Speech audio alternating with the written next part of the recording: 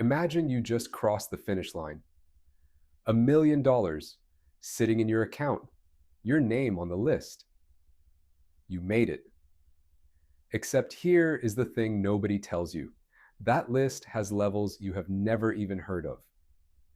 And the gap between the bottom rung and the top is not a stretch. It is a different universe entirely. Most people think of wealth as a single ladder. You climb, you earn, you save, and eventually, if you are lucky, you reach the top. But that is not how it works. The ladder splits. It forks into stairways that lead to floors most people do not even know exist. There is a word most people have never said out loud: decamillionaire or centimillionaire. These are not just bigger versions of millionaire. They are different species with different rules, different access, and a completely different relationship to money itself. So let us start at the bottom of the penthouse. $1 million. It sounds enormous. And for most of the world, it is. There are roughly 22 million millionaires in the United States, about 6.7% of adults. A meaningful club, but a crowded one. Here is what surprises people about that million. Most of it is not cash. A typical millionaire holds the bulk of their wealth in a primary home and retirement accounts. It is net worth on paper, equity locked in a house, funds locked until age 65. The liquidity, the actual spending power, is far more modest than the headline suggests. This matters because money that is locked up cannot do the things people imagine money doing.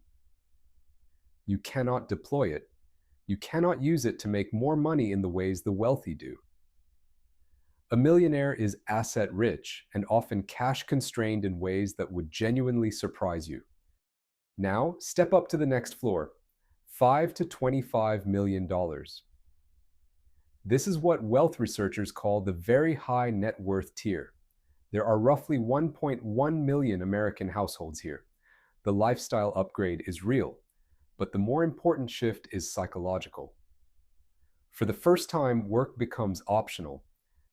At this level, you can realistically consider never punching a clock again, not because you are reckless, but because a conservative return on $25 million generates enough to live comfortably for the rest of your life without touching the principal. The principal, the original pile, just keeps growing. That changes how you see time. Then comes $10 million, the Decamillionaire Threshold.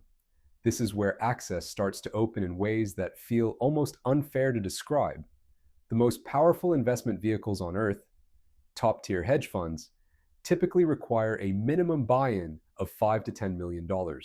Below that line, the door does not just cost more, it does not exist. And there are only about 1.5 million decamillionaires in the United States. Out of 330 million people, you are now in a room that roughly 1 in 200 Americans ever enters.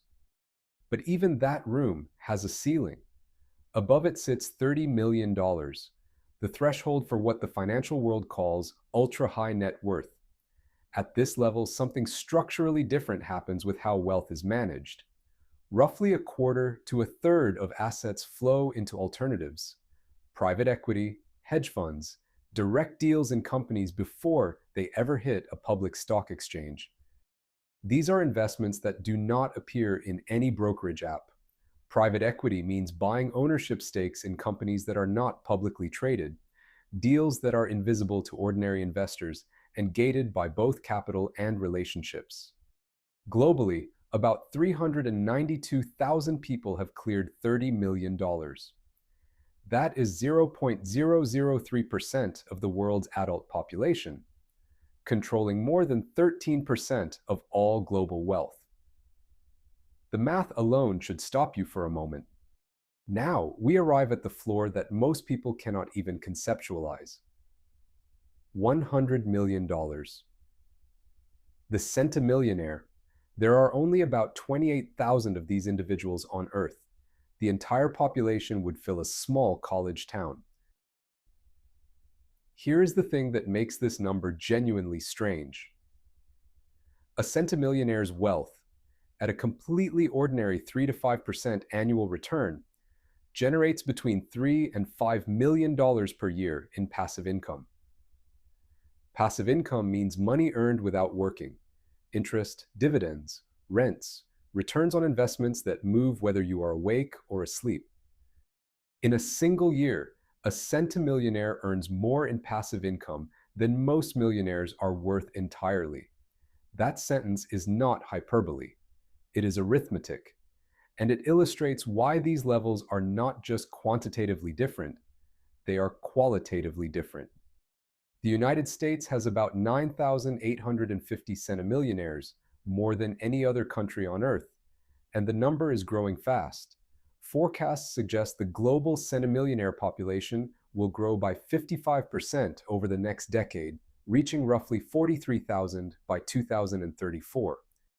But even centimillionaires look up. Above them sits a threshold so high it almost defies narrative: $1 billion. There are 3,028 billionaires on this planet right now. 3,028 people out of 8 billion.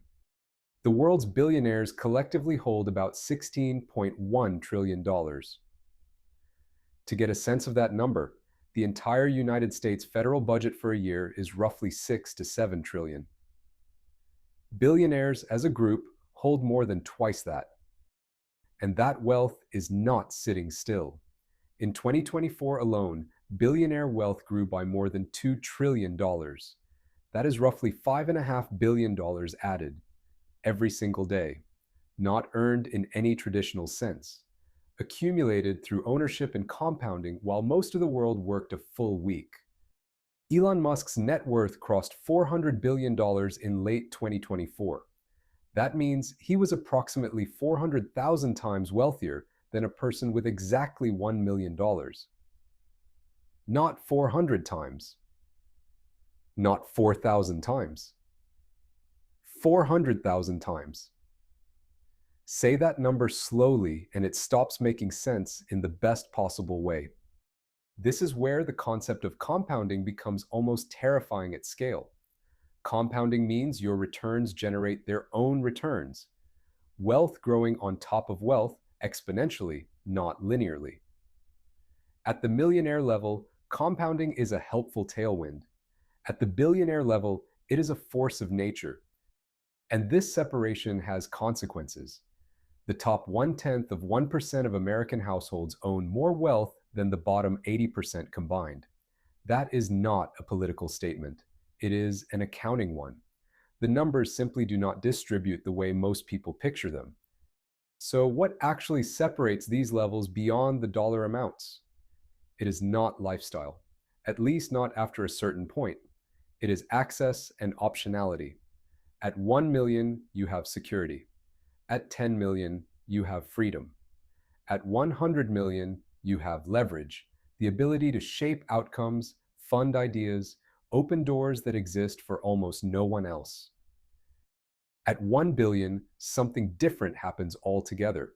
You stop being a person navigating the financial system and start becoming a force within it.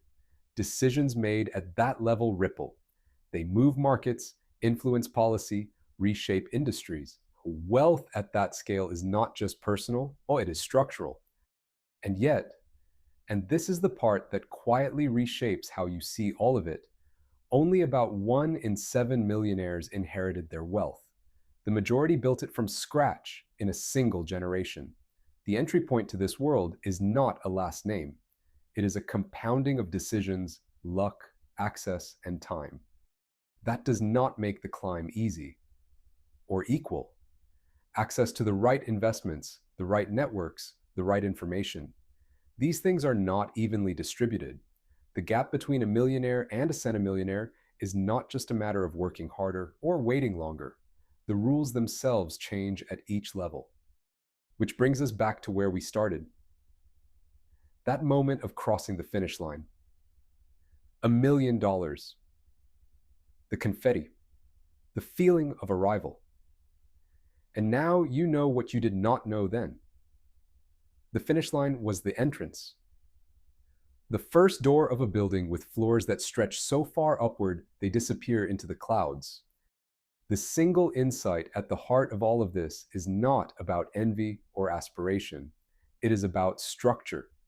Every level above millionaire does not just represent more money, it represents a different set of rules, a different relationship to time, risk, and possibility.